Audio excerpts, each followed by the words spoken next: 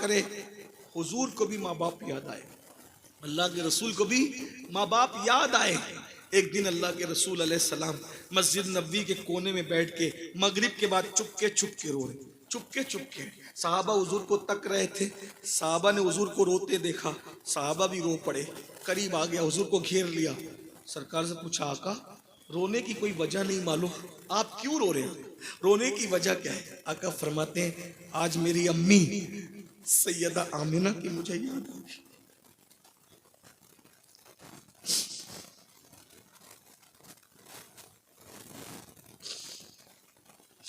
जिस रसूल के घर में किसी चीज की कमी नहीं थी, सिर्फ सर में दर्द होता है तो मेराज नसीब होती, उस रसूल को अपनी अम्मी याद आई और माँ को याद करके रसूलुल्लाह रो रहे हैं। कब? हिजरत के बाद, 53 साल से ज्यादा की उम्र है, हुजूर को अम्मी याद आ गई। जब साहबा ने हुजूर की अम्मी का जिक्र सुना, सैयदा आमिना का जिक्र, तो साहबा भी रो पड़े, सब रो पड़े। पूरी मस्जिद सोगवारी के माहौल में डूब गई, सब रो रहे थे क्योंकि आज हुजूर की अम्मी का जिक्र आया था। माँ होने के एतबार से कोई माँ हुजूर की माँ की तरह तो नहीं है ना। किसी का बेटा मूसा, किसी का बेटा ईसा, किसी का बेटा दाऊद, किसी का बेटा गौस, किसी का बेटा कुतुब, किसी का बेटा साहबी। आमिना तू वो है, तेरा शहजादा तो अल्लाह का महबूब है, वजह तखलीक कायनात है। मेरे आका रो पड़े, कहा मेरी अम्मी की याद आ गई, अम्मी याद आई, आज मेरी माँ आमिना याद आई। सब साहबा रो पड़े। रोते रोते जब इफाका हुआ तो सरकार ने फरमाया ऐ मेरे सहाबा, अगर आज मेरी माँ आमिना होती कितना अच्छा होता। हुजूर को याद है, हुजूर याद कर रहे हैं।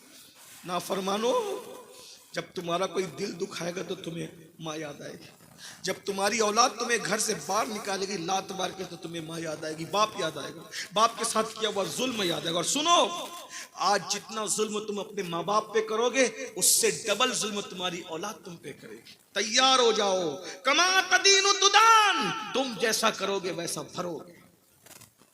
और ये आजकल की औरतें, मेरी माएं और बहनें, अपने शौहर को बहकाती है, तुम्हारे बाप बुढ़े बुढ़ी रहेंगे तो मैं नहीं रहूंगी। अरे अपने शौहर की जन्नत मत छीन, जैसे तेरे शौहर के माँ बाप है वैसे तेरे भी है। अगर तू अपने सास ससुर को घर से निकलवाएगी तो तेरे माँ बाप को भी घर से निकाला जाएगा। और अगर माँ बाप को ना भी निकाला गया तो तू आज सास, आज तू बहू है, कल तू सास बनेगी।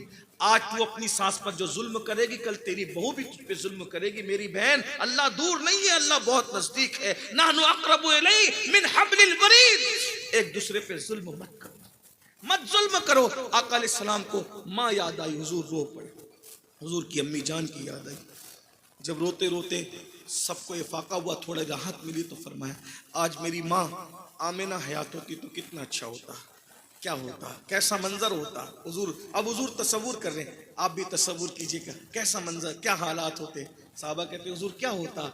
आका फरमाते हैं अगर मेरी माँ आज आमिना हयात होती मैं तुम लोगों को नमाज पढ़ा रहा होता। तवज्जो करें, आका फरमाते हैं मैं तुम लोगों को नमाज पढ़ा रहा होता, मैं तुम लोगों को नमाज पढ़ा, नबी की नमाज, मैं तुम लोगों को नमाज पढ़ा रहा होता। और मेरी अम्मी हयात होती और मेरी अम्मी मुझसे कहती मेरे बेटे मोहम्मद इधर आओ।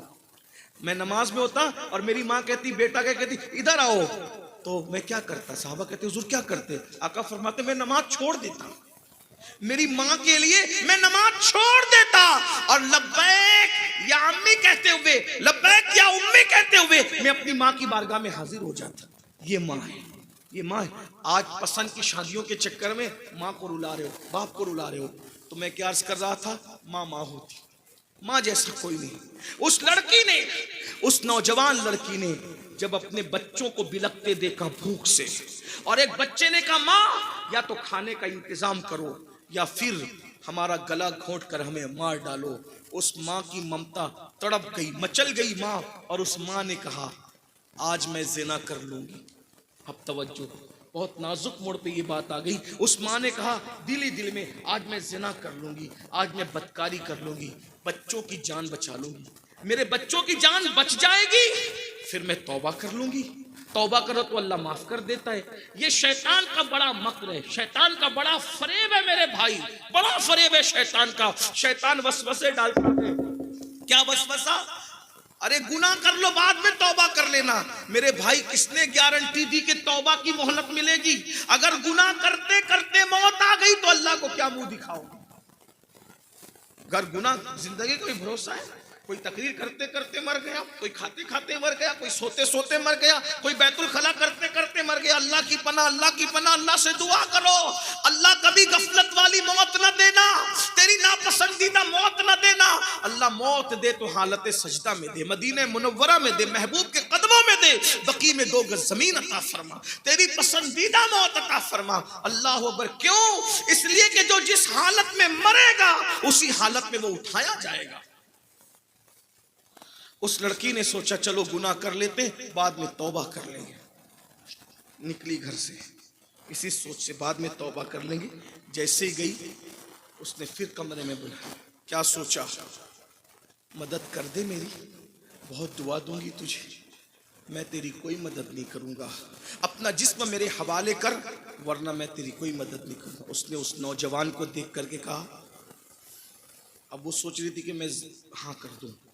जैसे ही हाँ करने के लिए सोचा, उसके दिल में जो अल्लाह का डर और खौफ था वो ठाटे मारने लगा। उसका रोंगटा खड़ा हो गया और उसने सोचा अल्लाह देख रहा है, अल्लाह देख रहा है, अल्लाह देख रहा है।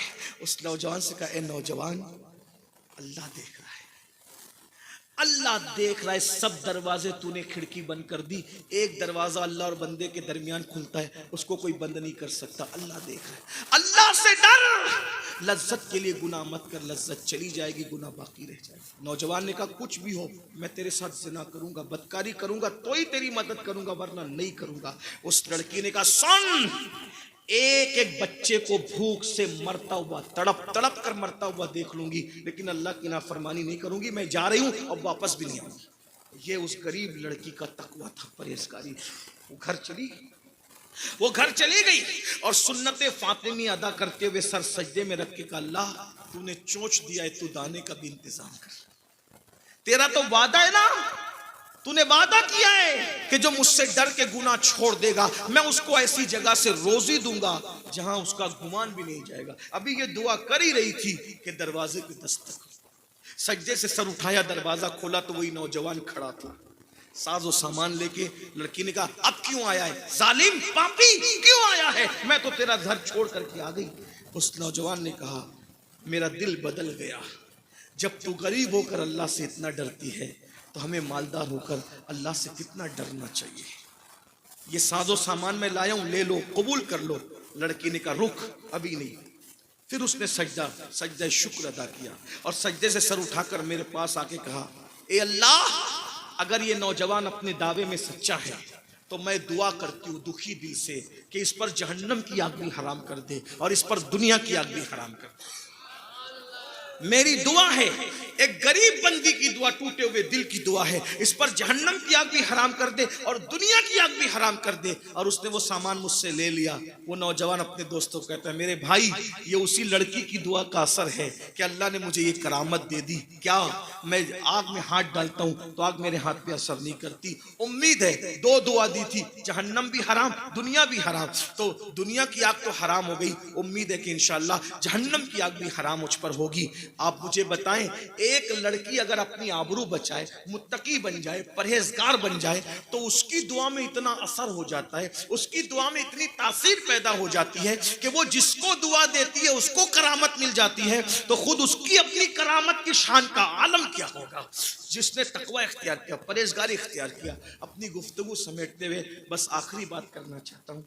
जिंदगी में कभी कोई मौका है, जिंदगी में कभी कोई मौका है गुनाह करने का, कभी कोई मौका है गुनाह करने का, ये सोचना अल्लाह देख रहा है।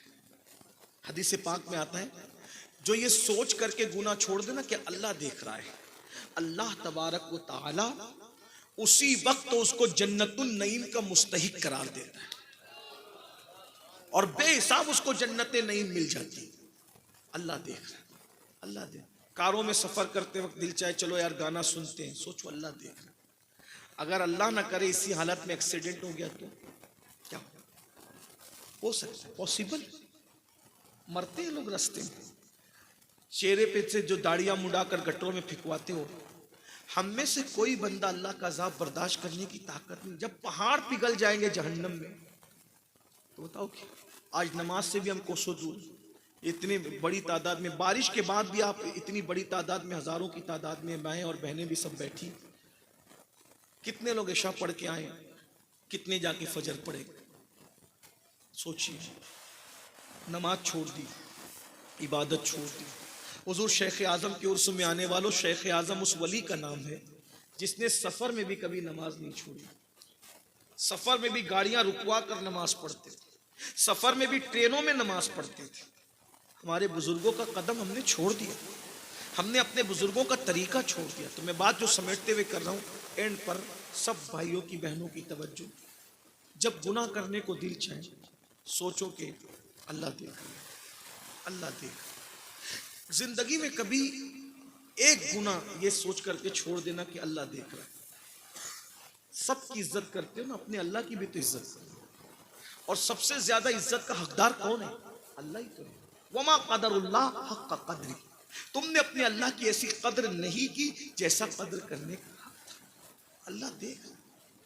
और ये तसव्वुर कि अल्लाह देख रहा है हमारी जिंदगी को बदलता है, हमारी जिंदगी में इनकलाब पैदा करता है, हमारी जिंदगी में तब्दीली पैदा करता है। तिरमिज़ी शरीफ की एक हदीस है, उसको बयान करके मैं बात पूरी कर रहा हूँ। लेकिन इस हदीस को मैं अपने अल्फाज के जामे में बयान करूंगा बतौर मफहूम, ताकि बच्चे भी समझ जाएं, बहनें भी समझ जाएं, कम पढ़े लिखे लोग जो हम जैसे आते हैं वो भी समझ जाएं। अल्लाह के रसूल को ये वाकया इतना पसंद था, जो वाकया मैं बयान करने जा रहा हूं, जो हदीस में आया है, इतना पसंद था कि हजरत अब्दुल्ला इब्न उमर कहते हैं कि मैं बच्चा था, बचपने में भी कमोबेश 7 मरतबा ये वाकया रसूलुल्लाह ने मुझे सुनाया। यानी बच्चे को 7 मरतबा सुनाया तो बड़े सहाबा को कितना सुनाया होगा। तो बहुत पसंद था ये वाकया। और हुजूर फरमाते हैं सल्लल्लाहु अलैहि वसल्लम कि बनी इसराइल में एक जवान था, उसका नाम किफ्ल था। किफ्ल नाम का एक जवान था। मैं बतौर मफहूम अपने अल्फाज के जमे में पढ़ रहा हूँ। किफ्ल नाम का वो जवान था, और वो जवान पापी था, मुजरिम था। कुछ लोग होते हैं दौलत मिलती है तो अय्याश हो जाते हैं, आवारा हो जाते हैं। वो आवारगी करता था, बल्कि अपने अल्फाज में समझाने के लिए कहूँ, वो इतना बड़ा अय्याश था, रोज जिना करता। और जिना रोज करता था, वो भी कैसे? हर दिन नई लड़की की तलाश कर, हर दिन नई लड़की की तलाश। एक दिन वो अपने शिकार की तलाश में निकला था, कोई लड़की मिल जाए खूबसूरत तो उसका अपना शिकार मिल जाए। जैसे ही वो निकला, और निकलने के बाद उसने क्या देखा, सामने से मोहल्ले की खूबसूरत लड़की आ रही, हसीन और जमील लड़की आ रही। उसने लड़की को देखा, वो लड़की परेशान थी, मजबूर थी, वो मजबूर थी, परेशान थी। वो लोगों से कर्जा मांग रही थी, मेरी मदद कर दो, मैं परेशान हूँ, मेरी मदद कर दो। लेकिन किसी ने उसको कर्जा वर्जा दिया नहीं। अब किफ्ल खुश हो गया, जब इसकी कोई मदद नहीं कर रहा है, मैं मदद करूंगा और इसकी मजबूरी का पूरा पूरा फायदा उठाऊंगा। उस लड़की को चंद सिक्कों की जरूरत थी, उस लड़की के दामन में इसने 60 दिनार डाल दी या दिरहम डाल दी। चंद की जरूरत थी, 60 डाल दी। लड़की तशक्कुर के लहजे में उस नौजवान को देखने लगी, किफ्ल को। मौलाए कायनात फरमाते हैं, इंसान एहसान का बंदा होता है, इंसान एहसान का बंदा होता है। अल्लाह अकबर।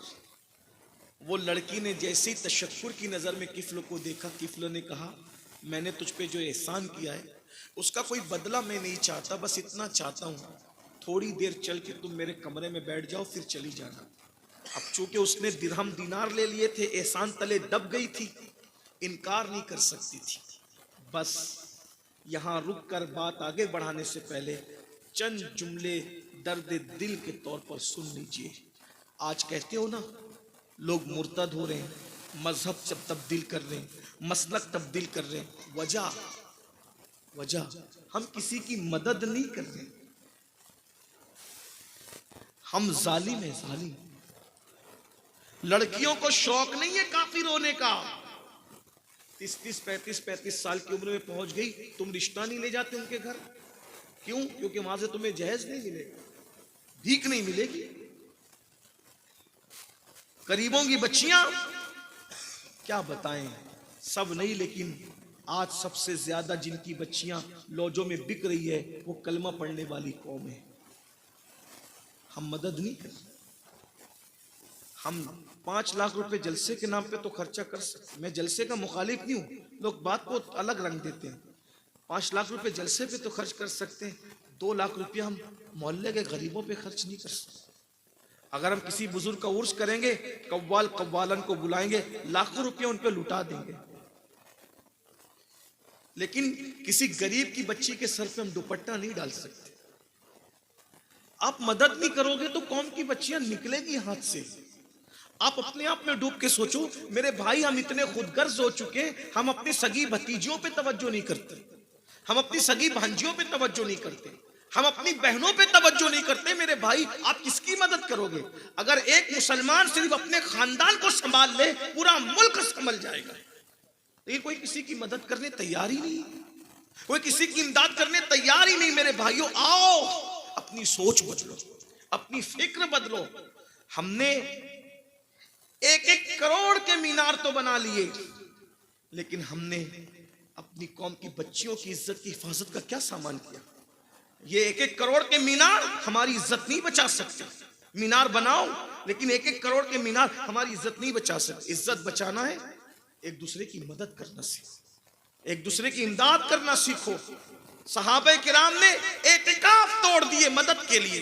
हजरत अब्दुल्ला इब्ने अब्बास एतिकाफ में थे, एक शख्स मदद के लिए आया, आपने जूते उठाए, मस्जिद के बाहर निकले। शागिर्दों ने कहा हजरत एतिकाफ में हो, एतिकाफ टूट जाएगा। फरमाया एतिकाफ टूटेगा तो बाद में कज़ा कर लूंगा, लेकिन मेरे आका फरमाते हैं जो किसी मुसलमान मजबूर की तकलीफ की मदद करने के लिए चलता है, हर कदम के बदले अल्लाह उसे मस्जिद नबवी में 2 साल एतिकाफ करने का सवाब अता करता है। हम किसकी मदद कर रहे हैं? हम कहां मदद कर रहे हैं? हुजूर शेख आजम से सीखिए, गरीब परवर पीर से सीखिए, हैं? गरीबों की मदद कीजिए, गरीबों की इमदाद कीजिए। आज ये खानकाहों में लंगर का सिस्टम क्यों था? गरीबों की मदद के लिए। लेकिन आज सब बदल दिया, सब चौपट करके रख दिया। तो वो लड़की दिरहम और दीनार लेने के बाद जब किफ्ल ने कहा मेरे घर चलो, थोड़ी देर बैठ जाओ, वो लड़की साथ चली गई। जैसी वो लड़की घर में पहुंची, किफ्ल ने जल्दी जल्दी से सारे खिड़की दरवाजे बंद कर दिए। और जब सब खिड़की दरवाजे किफ्ल ने बंद कर दिए, तो बंद करने के बाद धीरे धीरे खिसक खिसक कर किफ्ल उसके आगे आता रहा। और जैसी करीब आया, लड़की खड़ी हो गई और थर थर कांपने लगी। एक बात याद रखना, अल्लाह दौलत सबको देता है, लेकिन अपना खौफ सबको नहीं देता। जिससे मोहब्बत करता है उसी को खौफ खुदा अता करता है। अगर आपके दिल में खौफ खुदा नहीं है, समझ लीजिए अल्लाह मोहब्बत नहीं करता। दौलत तो वो काफिरों को भी देते हैं, दौलत तो वो फिरौन को भी देता है, हुकूमत तो वो नमरूद को भी देता है, लेकिन अल्लाह अपना खौफ सिर्फ अपनों को देता है, अपने चहीतों को देता है, अपने प्यारों को देता है। जिनके लिए जन्नत के फैसले करता है, उन्हीं को अपना खौफ भी अता करता है, उन्हीं को अपना शौक भी अता करता है। इसलिए अगर दिल में खौफ नहीं है, अब दिल में खौफ है या नहीं है चेक कैसे करें? जब गुनाह करते वक्त कोई चीज रुकावट ना बने, समझो दिल से खौफ निकल गया। इसलिए कि खौफ खुदा की अलामत है, जब भी गुनाह करने को दिल चाहेगा, ये तसव्वुर जरूर आएगा अल्लाह देख रहा है, और वो देख रहा है और देख रहा है। हो अमाकुम ऐनमा कुंतुम, तुम जहां कहीं हो अल्लाह तुम्हारे साथ। नहनु अक़रबु इलैहि मिन हब्लिल वरीद, अल्लाह तुम्हारी शहरत से ज्यादा करीब है। उस लड़की को कपकपी आई, थर थर कांपने लगी। किफ्ल ने कहा क्या हो गया तुझे? उसने कहा किफ्ल, ये गुनाह तूने बार बार किया मैं जानती हूं, लेकिन आज से पहले मैंने कभी नहीं किया किफ्ल। उसने कहा कोई नहीं देख रहा है, और अगर कोई देख भी रहा होता तो समाज में तेरी मदद किसने की? किसी ने तो तेरी मदद की नहीं, किससे तू डर रही है? कहा किसी से नहीं डर रही हूं, सब दरवाजे बंद हो गए ना, लेकिन अल्लाह तो देख रहा है। मैं क़यामत के दिन कहां से अल्लाह को ताकत लाऊंगी मुंह में कि अल्लाह को जवाब दे सकूं कि मैंने किफ्ल के साथ ज़िना किया था? मैं कैसे जवाब दे पाऊंगी? मेरे अंदर हिम्मत नहीं है। किफलो अल्लाह से डर, अल्लाह देख रहा है, बस इतना कहना था। कहते हैं कि दिल से जो बात निकलती है असर रखती है, पर नहीं ताकत परवाज मगर रखती है। बात दिल से निकली, दिल में उतर गई। किफलो ने कहा जल्दी से निकल जा, अगर तू अल्लाह से डरती है मैं भी गुनाह नहीं करूंगा, जा जल्दी से। इधर वो लड़की निकल कर गई, उधर मौत का फरिश्ता घर में आया, किफलो की रूह निकाली, किफलो मर गई। किफलो मर गया, जंगल की आग की तरह पूरे शहर में बात फैल गई, किफलो मर गया, मर गया, मर गया। कुछ जाहिदाने खुश्क आपस में बात करने लगे, बड़ा मुजरिम था, बड़ा पापी था, बड़ा गुनहगार था, मर गया, मुंह काला हो गया होगा, ये हो गया होगा, वो हो गया होगा, सब बातें करने लगे। लेकिन कुछ अल्लाह वाले थे, उन्होंने कहा किफलो कैसा भी था लेकिन था तो मुसलमान, चलो उसके जनाजे में चलते हैं। जब उसके दरवाजे पर आए तो नूर के कलम से, अल्लाह के कलम से, नूर के कलम से उसके घर के दरवाजे पे लिखा हुआ था इन्नल्लाह ताला कद गफर लिल किफलो, कि किफलो अल्लाह के डर से एक गुनाह को उसने छोड़ा, अल्लाह ने उसके सारी जिंदगी के गुनाहों की मगफिरत फरमाई। सारी जिंदगी के गुनाह, एक गुनाह छोड़ा अल्लाह के खौफ से, सारी जिंदगी के गुनाह अल्लाह ने उसके बख्श दिए। मेरे भाइयों, हुजूर शेख आज़म के उर्स में आए हो। शेख आज़म मखदूम पाक और गौसे पाक के शहजादे, ऐसा पीर जिसकी शफकतें, जिसकी मोहब्बतें, जिसका प्यार, अल्लाह अकबर, आज भी याद आता है। यकसा कभी ये नहीं देखा ये मेरा मुरीद है या किसी दूसरे का मुरीद है, जो भी मिलने गया प्यार दिया, मोहब्बतें दी। एक मर्तबा में कि चोचे मुकद्दसा हाजिर हुआ, पैर से माजूर हो चुके थे, आखिरी मुलाकात वही थी। असर के बाद मैं मिलने के लिए गया तो मुझे अपने साथ अपने पलंग पे बिठाया, और बिठाने के बाद जो खादिम था उसको कहा कि भाई ज़रा इनके लिए नाश्ता लाओ। मुझे याद है हरे रंग की वो मटर जो है वो उबली हुई हज़रत ने मुझे खिलाया। मालेगांव के हालात पूछे। हुजूर शेख आज़म से हम लोग का ताल्लुक़ इस एतबार से भी है कि शेख आज़म ने 1960 में जो अपनी ज़िंदगी का सबसे पहला दौरा किया था दावत व तबलीग के लिए, वो हमारे शहर मालेगांव के लिए किया था। पहली मर्तबा वो घर से दावत व तबलीग के लिए निकले थे, हमारे शहर में आए थे, और उन्होंने 10 दिन माह मुहर्रम में दास्तान करबला पर खिताब फरमाया, और भी फिर वो आते रहे, ज़िंदगी भर आते रहे। अभी भी हुज़ूर कायद मिल्लत और बुजुर्गान के चौचे मुक़द्दस आते हैं। हम लोग वो खुशनसीब हमारी आँखें हैं कि हमने सरकार कलां को भी देखा, शेख आज़म को भी देखा, और कायद मिल्लत को भी देख रहे हैं, और अभी उनकी औलाद को भी देख रहे हैं। अल्लाह ताला ज़िंदगी दे तो उनके पोता पोतियों को भी देखेंगे, यानी 5 नस्लों को देखेंगे। अपने बुज़ुर्गों से वाबस्ता रहो, ज़बानी तौर पर नहीं, अपने बुज़ुर्गों से किरदार के एतबार से वाबस्ता रहो।